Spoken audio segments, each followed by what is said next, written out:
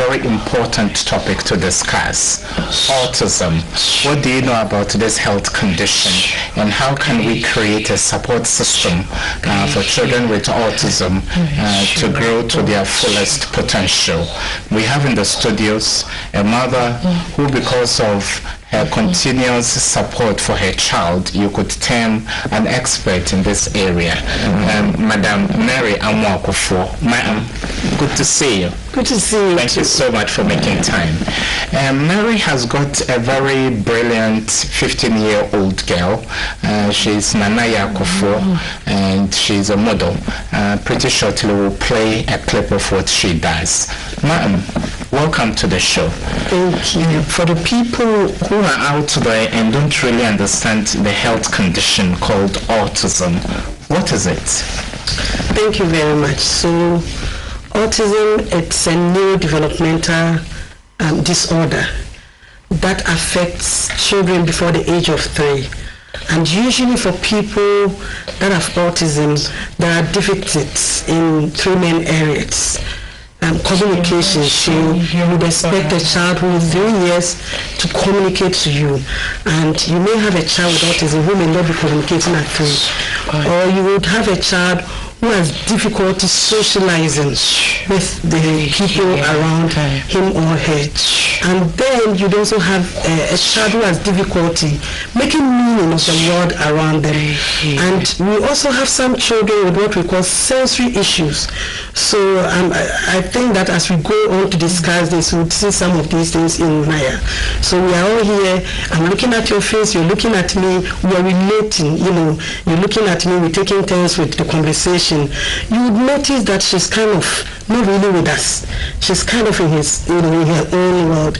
So these are some of the things, but I'm sure as the conversation unfolds, for a child that turns 3 and doesn't talk, does it defy biology, or there are times a child may not be an early starter at age 3? And the child can speak. Maybe in later years the child is able to speak, or is a yardstick that as soon as your child hits age 3 and doesn't speak, then those are symptoms of autism? Not at all. So a child can be a late developer. A child can have speech and language difficulty, and so it's not a yardstick to say that when a child is 3 years they should be able to talk. But I'm also looking at communication. So it's not just the representation of words, but you look at total communication, and communication involves gestures, it involves relationship, it involves social skills, it involves people's body language, it involves speech. Okay, so it's a total umbrella within which we use to communicate. So it's very important that you look at the totality of communication, not just speech. So for a child on the autism spectrum, for instance, if a child is 3 years, you'd expect them to follow instructions, some basic simple instructions. You'd expect them to at least say, if they want water, say water, mama, dada, You might find a child who may not be talking. Or you could also find a child who is talking all right, but they are talking in their own terms. So you want them to respond to you, they are not responding to you, but they've heard whatever you have said to them. So they do not have hearing problem. They can hear whatever you are telling them, but you do not get the desired response, or as and when you expect a response. So you can't just say that a child is 3 years, they are not talking to you, so they have autism. Not at all. You need to have an assessment. The child needs to be evaluated. Look at the developmental milestones that you need to achieve before you can, say that child is on the autism spectrum.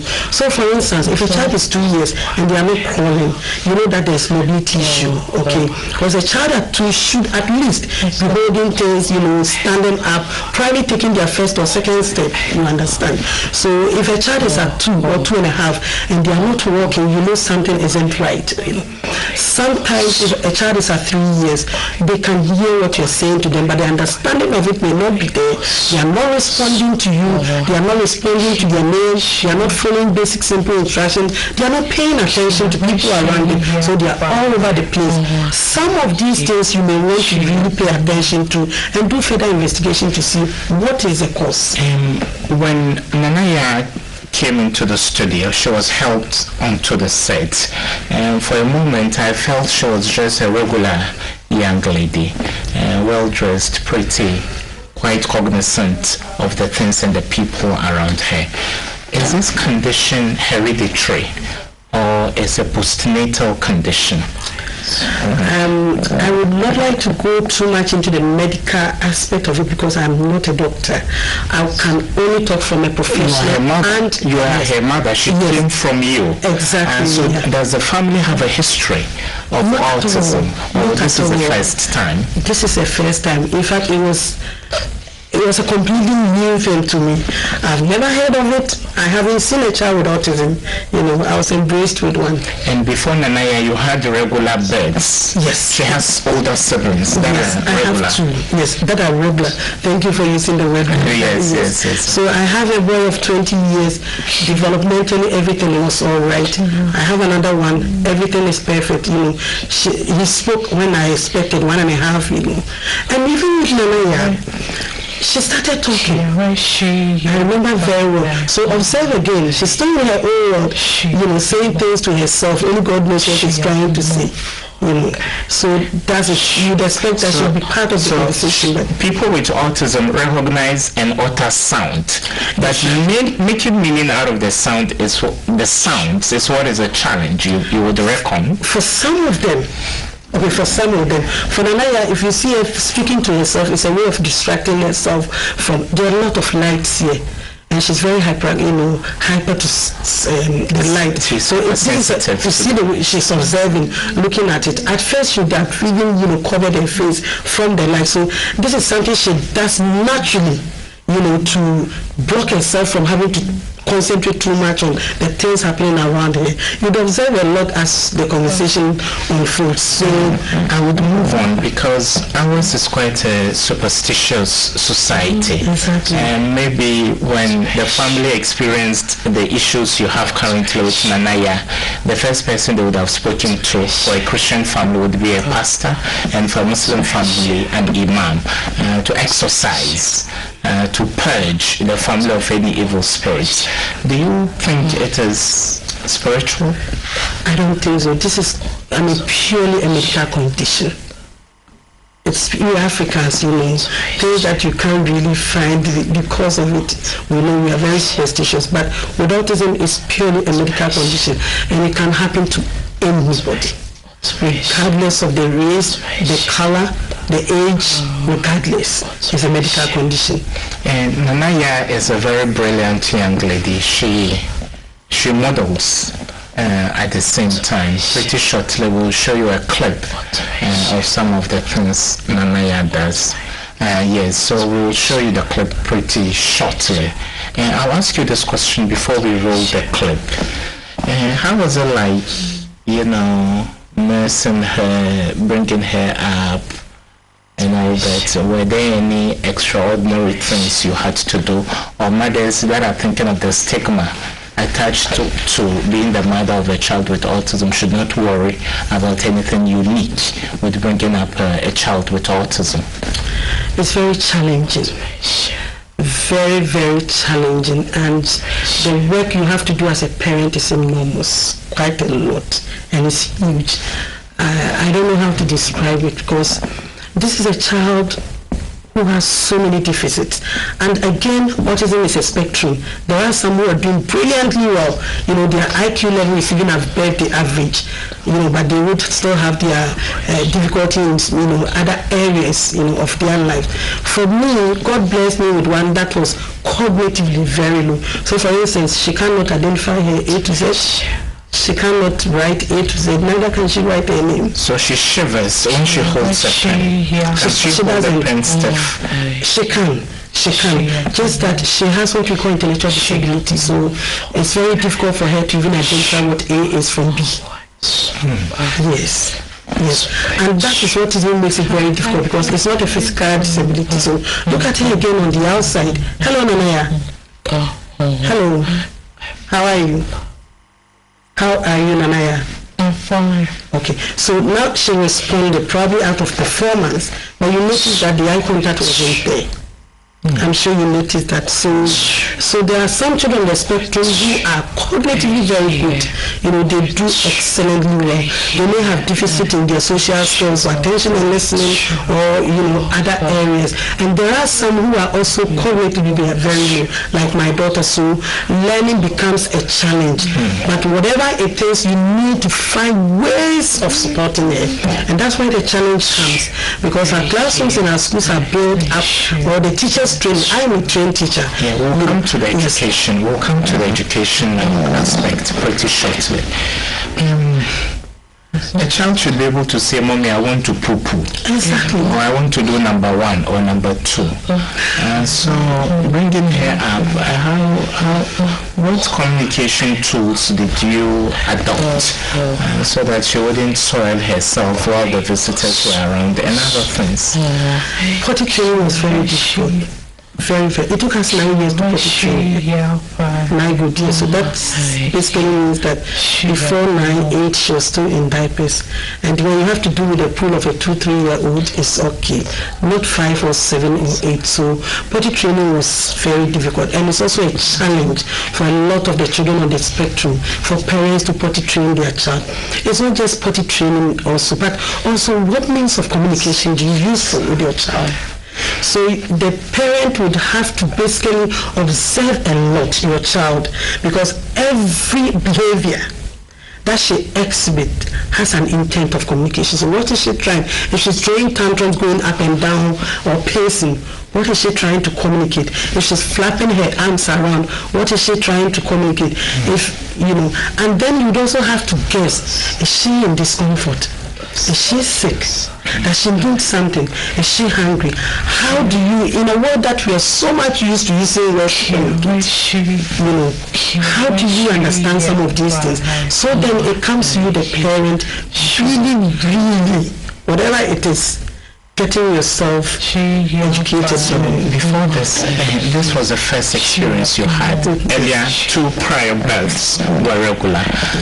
How did it hit you? Were you psychologically prepared? Not at all. Not at all. In fact, I would say the day that we got the diagnosis was the longest 24 hours of my life.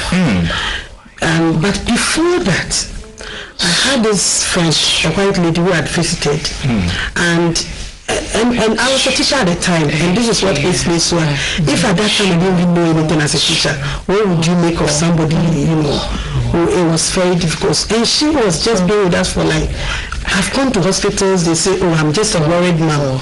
Go, your child will talk, And I comforted myself, knowing that she would talk. On the outside, there wasn't any physical disability. And then 4, 5, 6. But when this lady came, she looked at the behavior, and then she said, "Mary, have you heard about autism?" I said, "Which one is that?" I said, "Okay, it's ABC. Let me just go and Google something for you." She Googled, printed a lot of information for me. The more I read about it, some of the things they were saying my child was doing it, some of them, in fact a lot of them she wasn't. So I still comforted myself that it couldn't be. So I was still in denial for quite some time until it really hit me hard, especially when I was asked to take her out of the school because she could not cope. She was very hyperactive, she was making noise, she wasn't potty trained, shouting when other children are quite, seated and following instructions. So when the school called, that was actually when it did hit me that no, something needs to be done. Okay, we've gone into preschool, and potty training was a Herculean task. And okay, let's go for the short clip and see what a young lady, Anaya, does. She's an autistic child, but also she's a model. Stick and stay with us. We'll be back shortly after the video.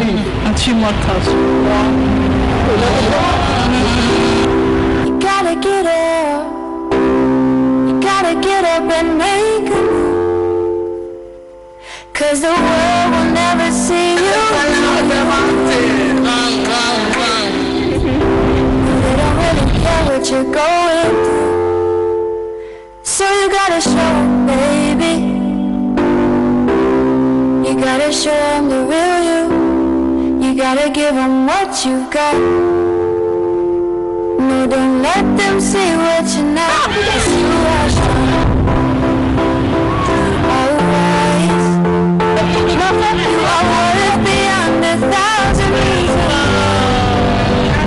And you can't be perfect, baby, 'cause nobody's perfect, darling. No, there's nobody in the world.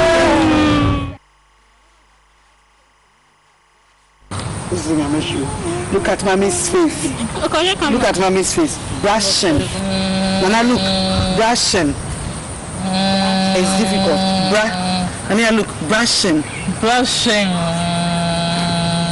Which one is it? Goggling. Goggling.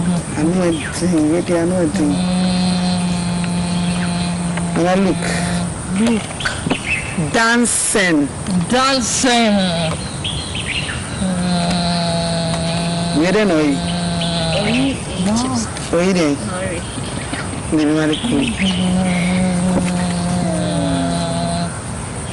Chewing. Chewing. Yeah, win. Where you blow balloon over? And I look. Blue. I say blue. Blowing. Blowing. That's also blow to where they see. They say blow, no blow candles. No back, no blow the balloon. Blow. Blowing. Where are the engine? That's also I can't wait. Is it? Are you ready? Ready, steady. Some of it. Sweeping. Oh, accident. What is it? Just wrote. And when was that? This was a year ago. Yes, and I was using pictures to build up vocabulary of verbs. So we're doing, the action words, jumping, eating, and all those things. But I was using pictures, so I have the words and I have the pictures. So I'll show her the pictures, which is using the pictures for her to see what I'm talking about, and then auditory-wise I was also talking, using the words in relation to the pictures, and by so doing she was picking up a lot of the words. Mary, can I tell you my candid opinion? I feel Nanaya is even the favorite of your 3 kids. You exude a lot of happiness around her. So does doing extra work to bring this one up make you feel even happier than you did with the 2 previous, children you had? I can see you are so happy from the clip, so excited, thinking that this is a gift from God and I'm taking it wholeheartedly. How can we get other mothers to accept this reality as in fact a blessing and not a curse? I think it's a process. It's okay to go through the denial. It's okay to cry. It's okay to ask God, why me? But then after that, you need to also sit up and say, things will happen in life, not the way that you had expected. But regardless, life must go on.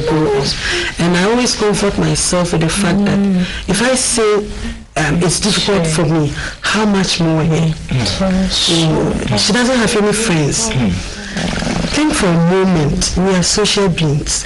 Having friends is, it's something that naturally happens. Here you are with a child who doesn't even know how to relate to people so that she could build that friendship. What has the world become of her? How does she live? You understand? So these are things that I keep thinking about it, and I believe as a mother I have a greater duty towards making that happen for my daughter. And I believe that the more I create the opportunity, and become that change I want to see in her, by so doing, I think we'll come a long way. In fact, we have come a long way. Yes, you're actually forcing back tears from trickling down your cheeks. But for those mothers who may be hit by the reality and find ways of putting their children to sleep, by sleep, I mean eternal sleep. Because we hear of cases where people think it's a shame they don't want to be associated with autistic children and find ways of eliminating them. What a refreshing story can you tell them so that we all embrace what is fate, what is destiny, and try our best to provide the opportunities needed for our little ones? I think God gives us these children for a reason. And you may not find that reason at the moment. I mean, in the heat of all this pain and the things you go through with your child, you may not find the answers. But trust me, with time, things will definitely make meaning. I was one impatient person, wanting things to happen at my own pace, you know. If there's anything in life that has really settled me, to make me calm, to make me more mature, to really understand when we say we love people, what does it really mean? Loving somebody without expecting back. Okay, you know, when Mother's Day people shower their parents with letters, this one will never write a letter for me. Wow. But sometimes even when she looks at me and smiles back, it's like I've won the lotteries. Wow. You know, giving a good eye contact. So it makes you shift your ideas of what is normal. Wow. You know, to the things that we take for granted. Wow. So there's somebody here listening to me, your child is 3 years, they are talking blah blah blah blah, and you go like you shut them up. There's a parent somewhere whose prayer is that their child will just say, Mama. Okay, there's somebody whose prayer is that my child will give me eye contact. There's somebody's prayer saying that God, let my child sleep throughout the night. You know, but these are things that we take for granted on a daily basis. I mean, what's the big deal when a child says Mama? It is a big deal when you have a child with autism. What is the big deal when you have, looking ahead to this sitting down, how I wish GT would show 4 years ago in this very studio, you know, when Anaya would not even sit for a minute, and she was all over the place, wanting to grab microphones. And I met some of the people here today, and they were amazed at how stable and calm she is. This calm, trust me. But a lot of work has gone in. You need to look at her diet, you need to look at her sleep pattern, you need to look at, I mean, so many things. Okay, and so it humbles you. Disability humbles you, as a parent, as a family member, but for me, I think there is a reason for, you know, them being in our lives. Okay, I said we would go into education, but you raised a very important point. We'll go back to education quite shortly. You're talking about good diet, and you're talking about lifestyle changes and all that. For poor families with autistic children, do they have the same opportunities? Because if a family can't even afford 3 square meals, who is talking about proper dieting for an autistic child? So what support system, what welfare system do we have? If not, what would you advocate? This is a very important question that you've asked. In fact, it looks like the one who comes from a family that is not able to afford any of these things have no future, which shouldn't be so. I think, you know, advocacy matters a lot.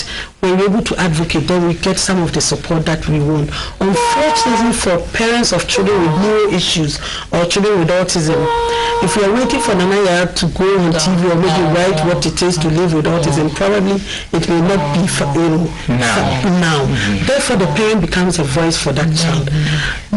Most of our parents do not want to really come out because of the stigma. And you have no idea the magnitude of the social stigma against parents like myself. Because people do not understand. I've had people that would call me and say, you went on TV boldly and like you are embracing autism. What can I do? If you have the powers to take it away, glory to God. But as long as it's with me, I need to find ways of supporting my child. And then there's the superstitious aspect of where people feel that, you know, talk about prayer camps have been there. I don't want to mention the names today. Okay, I have done a lot of the Akwanche. Let me tell you the one that I did out of frustration. I was told to go to Achimota market after 6 o'clock when everybody has left the market. You know, the pieces of food, you know, food stuff that are on the floor or the ground, or I pick it up and then you cook it and you give it to your child to eat. Spiritually, it means that her destiny is not fighting with, anybody who eats from the floor, basically, he eats from the ground, just like, the floor or from the dirty surroundings and all that. When you cook such things and you give to your child, what it means spiritually is that her destiny is not fighting with anybody's destiny. So if there's anybody doing this spiritually, the person should just let her go, because she's not in competition. Her destiny is not. I did all this, and nothing happened. I believe in prayer. I'm a Christian, and I believe in the power of prayer. But I also know that as we pray, we need to have faith that the thing that we are praying for, God answers them. Autism is not out of my life. For the past 15 years, we're still fighting. But I am so grateful to God. If I look at where we were before and where we are now, that she could eat by herself, she could watch plates, she would sleep throughout the night. I am so grateful. I am so content beyond words. And so sometimes things like this, when it happens to you, it makes you shift your focus to the ideal picture that people look at, and then the things that we take for granted on a daily basis becomes a celebration in your life. Wow, that's beautiful. And then again, back to the issue of poor families. Are there quick fixes, remedies you would recommend? Because a poor family does not even recognize that this is a condition we are contending with. So what other remedies? You went to the extreme of going to a Chumota market to pick up debris, so to speak, to cook for the child. So we'll go for another video pretty shortly. So for a poor family that lives on maybe less than 20 Ghana a day, the father, the mother, and maybe 2 kids, one of them is autistic. What are the quick fixes? Throughout your journey, have you come to terms with cheaper ways of effectively taking care of a child with autism? Yes, I think the first and foremost of this is acceptance. Accepting that the child has challenges, and because when you accept it, then you are at peace with yourself. When you accept the challenge, then you are also able to do something about it. But even not being able to afford therapists and the rest, cooking for the child, it's very important. Cooking a home meal and not living on junks, and it's amazing. The more we feel that we are rich, we can afford certain kinds of food. Just cook. If it's kontomire, it's good. If it's cabbage stew or abumi, the abumi, it's good. So eating the natural way, buying from the market and cooking and giving this to a child, I would advocate for good nutrition regardless, instead of feeding the child with junks, toffees, and too highly processed food. And those ones are very expensive too. So I think even if you can't afford therapy at all, good nutrition is very important for your child. But I think it's also high time we have the conversation. For the parent that can't afford, something needs to be done.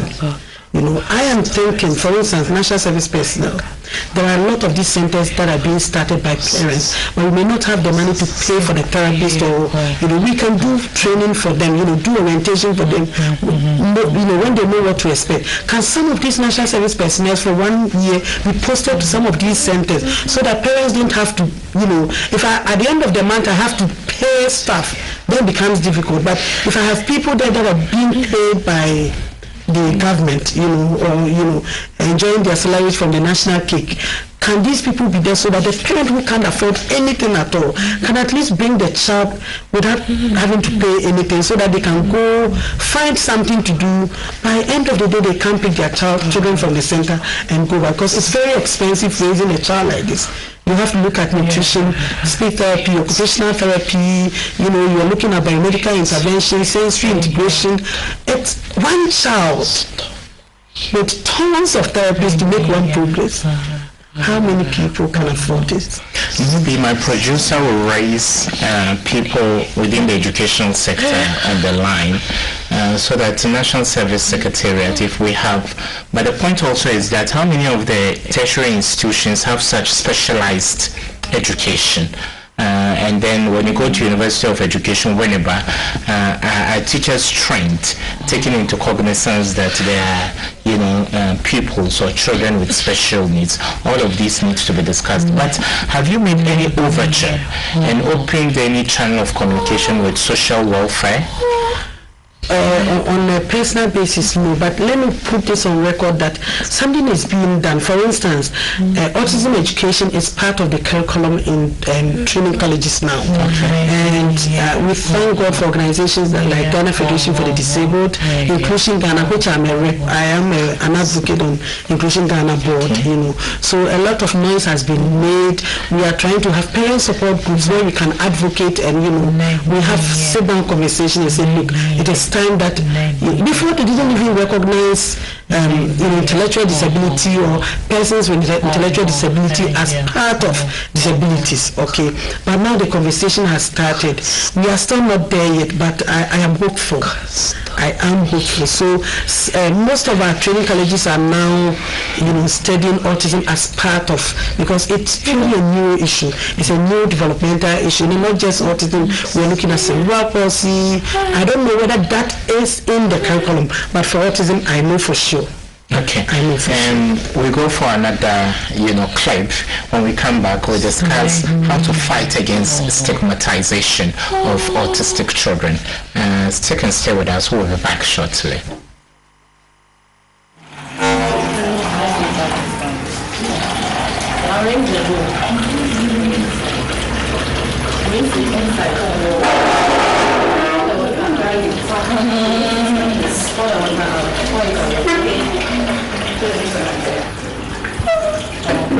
You don't drag it back. So you hold the bowl. And I am hold the bowl. So you blend it. Hold it. Now close the tab. Thank you. And I want to wipe your hands again. And when you finish wiping your hands. Where do you live? Until more touch. You gotta get up and make a move, 'cause the world will never see you. They don't really care what you're going through, so you gotta show them, baby. You gotta show them the real you. You gotta give them what you've got. No, don't let them see what you're not, 'cause you are strong. You are wise. You are worth beyond 1,000 reasons.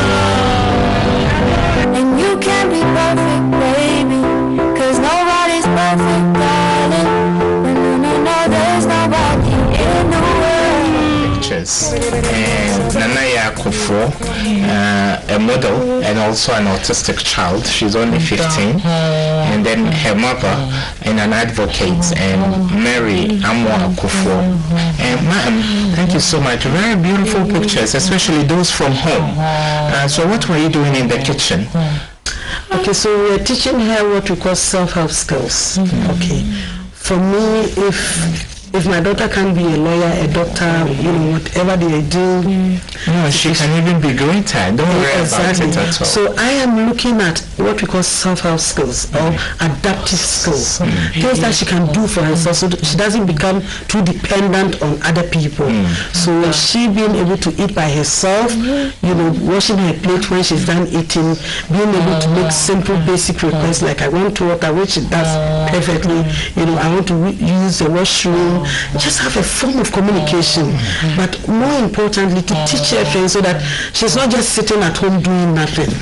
We don't want to disable her more than she is already. Yes. And it's funny. Sometimes I think those of us who see ourselves as regular people disable them more, because you don't even create the opportunity for them to do anything at all. We assume, she can't do this, she can't do that.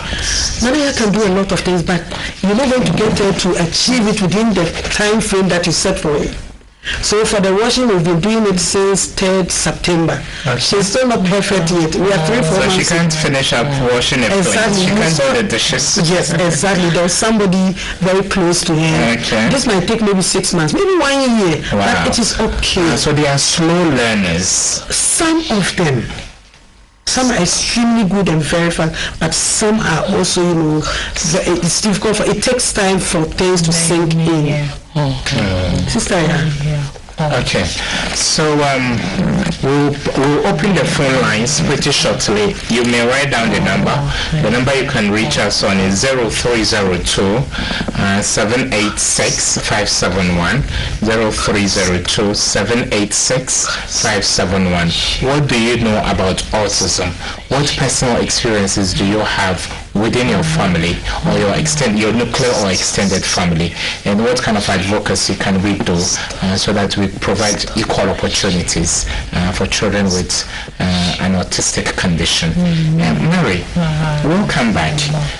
Preschool, when she was in crèche or daycare school or kindergarten, maybe at that time, at what age did she start school? Yes, 2.5. By then, you were still sure that she would start speaking? No, at 2.5, she was fine, so I haven't even noticed anything yet.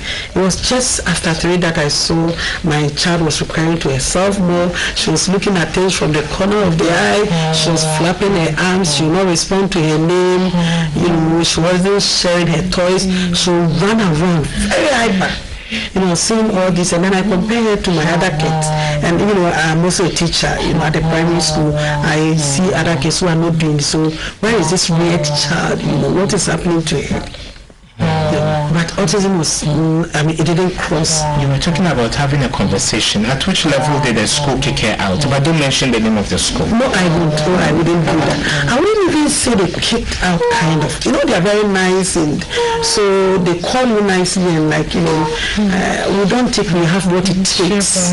And I love the honesty. I love the honesty of the woman. We don't have what it takes to. She's the odd one out. Wow. She's not playing with the other kids. She's not potty trained. You give her the spoon, she's looking at you to feed her at 4 or 5. So something is not quite right. You don't have what it takes. And looking at it now, I think it's good for them to be that honest with me, because it puts a lot of pressure on the teacher. Maybe they have 15 or 16 other kids with maybe just one attendant, and here you are with this one who needs 24/7 care. Now there are a lot of them in mainstream school, but we have a service called facilitation, where we've trained people that are being assigned to that one child in the mainstream with what we call an IEP, individualized education plan. And then we're either working on their social skills, we are working on them socializing with other kids, taking turns with toys, and being quiet, learning to sit down quietly. So it may not just be the academics, but we are looking at totality of school readiness. Okay, the number to call us on will roll shortly on your screen so that you can join the conversation. She's in which grade now? She's not in school. Why? I told her that she couldn't cope. She could not cope at all. She was still in school at class 6. She was not writing. She wasn't. It was difficult. So I can I agree with you? I can't. You don't measure proficiency based upon grades or the marks. Okay. Okay, we have a caller from Tema. Hello, hi. Thank you for making time. Okay, thank you, sir. My name is Mr. Asari. I'm calling from Tema. Okay, thank you so much. What do you have on your mind? Thank you very much. Unlike the woman and the patient we are shown to the child. I'm a teacher myself. I'm a professional teacher. I learned how to teach people who are in this situation. Is there any way that I can go to learn to teach children who have this autism in Ghana here? Okay, is there a place, ma'am, where can you go in case you want to specialize in this area?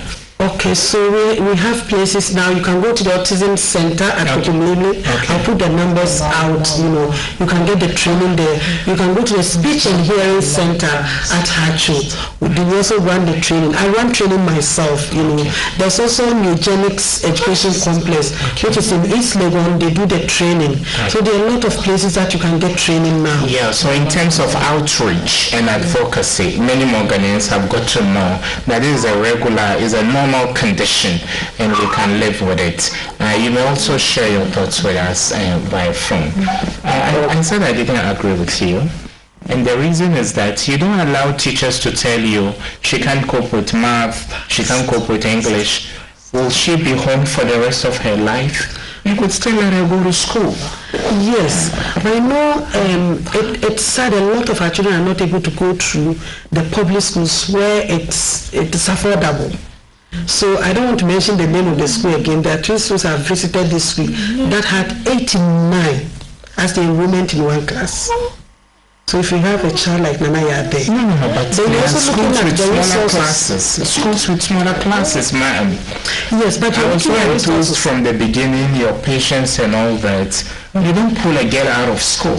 Now, I pulled her out for reasons. Okay, she had lots of sensory issues. So the noise at the classroom was too much for her. She could not cope at all. It was too much. Let us remember that you don't want to set your child to fail. And this is a child that we have had what we call holistic assessment for her.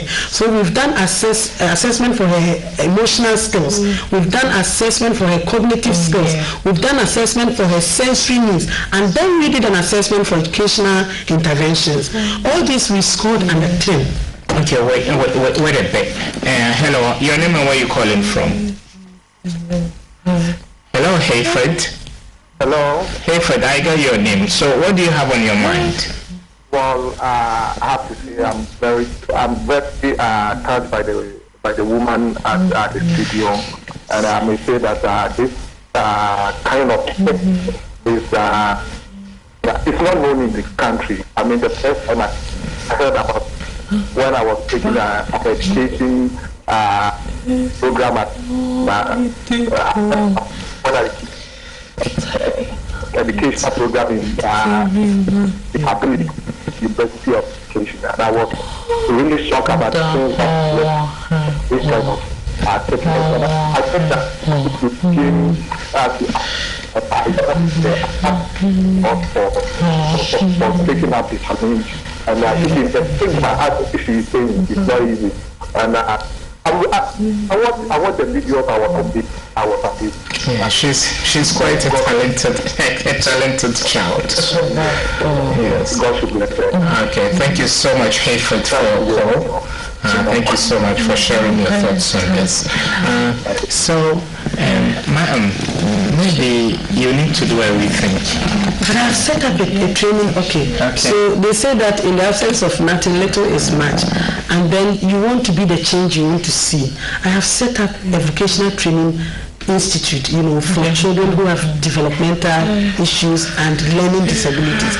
And so we work one-on-one with that child. We find exactly what the child can do. So for instance, at the center, we have a child who is blind but can play the piano.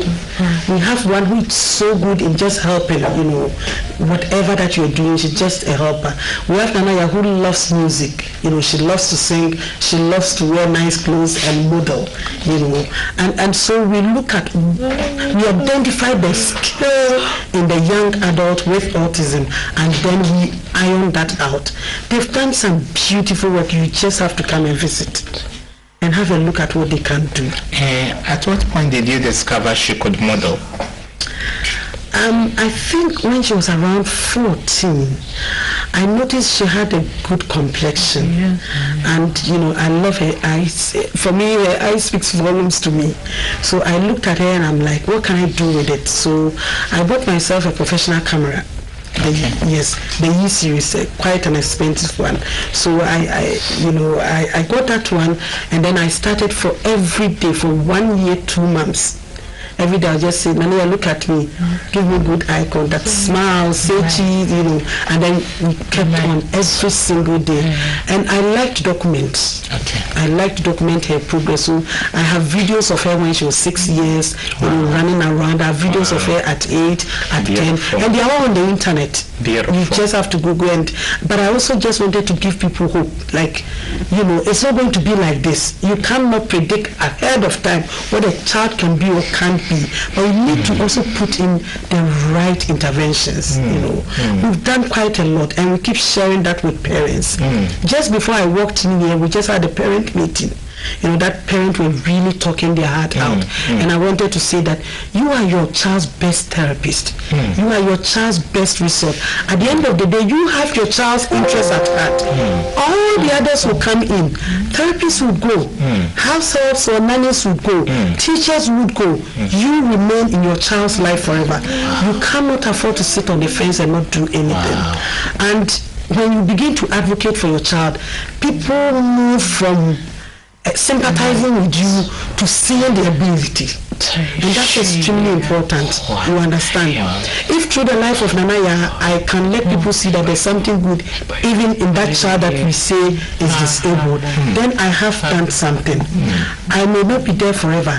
Is there a way that I can train other people that would also look at the other ways of teaching children like this? Okay, we have Emmanuel on the line. Emma, welcome to the show. Hello, Emma. Speak up a bit, Emma. How are you? Oh, sorry, your line dropped. You may want to give it another try, Emma. This is so poignant. Your words are piercing to the heart, and I believe for everybody that is watching right now, they will understand that this is a divine blessing, is a gift. It's not a disability, it's an added ability, and I believe you'll be able to go through it. Have you been approached by any modeling agency? Because you share the videos and pictures on the internet. Yes, I have, and it's sad, you know. I really was looking for a contract for Nanaya. We did a GTP. Can we speak to Nanama from Hacho? Hello, Nanama. Hello. Yeah, hi, Nanama. How are you? I'm good. Great. Speak up a bit, Nana. Okay, I wanted to say that Nanaya looks very beautiful. She's so pretty, yeah. And then her mother is doing a great job.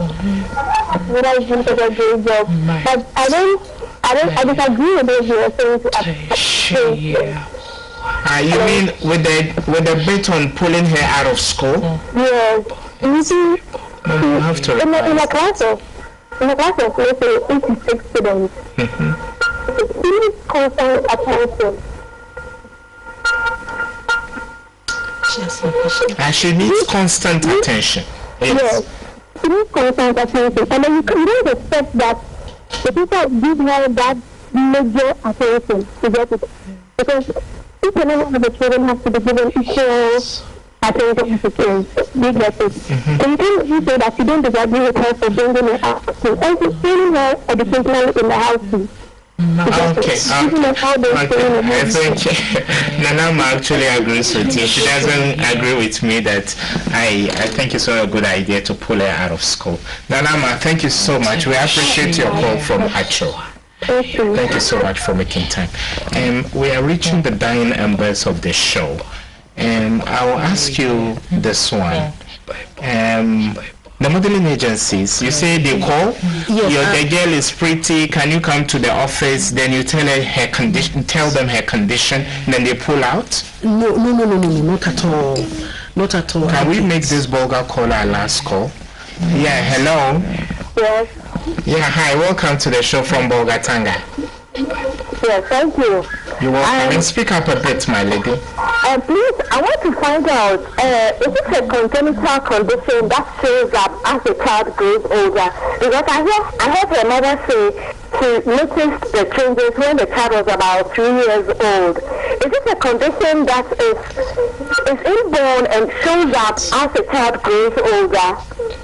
Okay.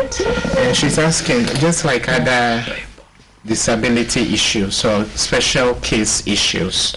Is it prenatal or postnatal? In your child's case, when she was 2.5, she was behaving the way we all behaved at that time. Yes.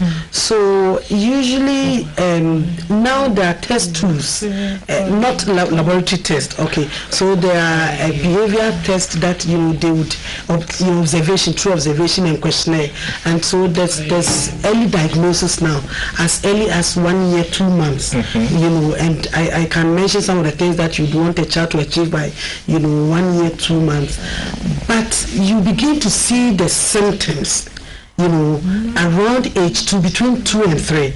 This is the time that it becomes very evident, but by 3 years you'd have known that there are deficits in social communication, there are deficits in language, there are deficits in sensory issues, and all those things you picked up. So, for instance, what are some of the red flags? Things that you see, and then you need to pause and say, okay, I need evaluation or assessment. If a child is not responding to their name at age 3, so you call them 10 times, they might respond just once or twice. That is not too good. If a child is pulling you, using you as a tool to get their needs, so if they want to, that they're holding your hand to go and get it, and then once you give it to them, they don't recognize that you are the one that, even if the child is using another person as a tool to get what they want instead of communication, that is not too good. If a child wants to play by themselves and not wanting to socialize with other kids, that is not too good. If a child is not sharing their toys, okay, so they want to hold on to everything, that is not too good. If a child has repetitive behaviors, so Nanaya has transitioned from a whole lot of repetitious behaviors, so she wants to hold broom all the time. At times she wants to just hold on the vortic mineral water. Then it came to belt, to I mean, some weird things that, So you want to really pay attention to the way your child plays before the age 3. Okay. And we are beginning to wrap up, but my producer just whispered something interesting about Nanaya to me. He says, when you shake hands, you've actually trained her to be warm and welcoming to people. She can actually shake back and then give them pecks on both sides of the cheek. But I would disappoint my producer. I don't take pecks because I'm a young shake. So I'll take the handshake, but not the pecks. Okay, so we're about to. Okay, so he says I should shake. Can we shake hands? Great. And and there are a few things that we've taught her, in case she gets medicine. So, what's your name? She'll tell you, my name is now. Where do you stay? Where do you stay? Okay, so now she's responding telling me what I said. You understand? How old are you? What's your daddy's name or what's your father's name? She can respond to those questions. Yes. But again, this is autism. She might choose to respond or not to respond. Quickly, do you teach her all of these in English, which is a second language, or if you are Ewe people or Akan people, you teach her Twi or Hausa or anything? There are some I have specifically taught her in English because that's the national, but we talk to her a lot in Twi. That's the same. Sister, Hey, it's flex. She's indeed a model. Okay, we are beginning to wrap up. Yeah, but she understands Twi a lot. I think it's my mother's. She's wonderful. She's wonderful. In a minute, what are your closing remarks? I think it is time that we have the conversation.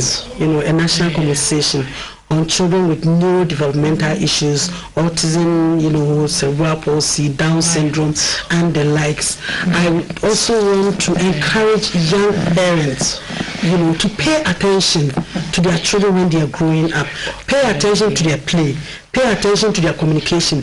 Pay attention to where they are socializing with the world around them. And then to doctors and to teachers and all the people around. It's time that we truly open up our minds, that we have difference in children. You're not going to get all children following all the milestones at the time that you expect. When you notice some of you these would things, announce a certain number. yes, you can reach us for support. When I say support, for further assessment for your child, to really know what is happening, or if you want recommendation to centers that can support your child. That's the number. Yes, it's 0244 988 977. Oh, that's a beautiful number. Repeat it once more. 0244 988 977. Mommy, thank you so much for making time, and thank you for taking care of our little one. She's a special girl, and she's a gift from God. We had in the studios Mary Amwakofoy. She's a mother of an autistic child, and as a case study, a very pretty young lady, her daughter Nanaya Kufo, a 15-year-old model. Till we come your way next time with another edition of The Issues. Stay blessed and keep watching GTV. Do have a good day.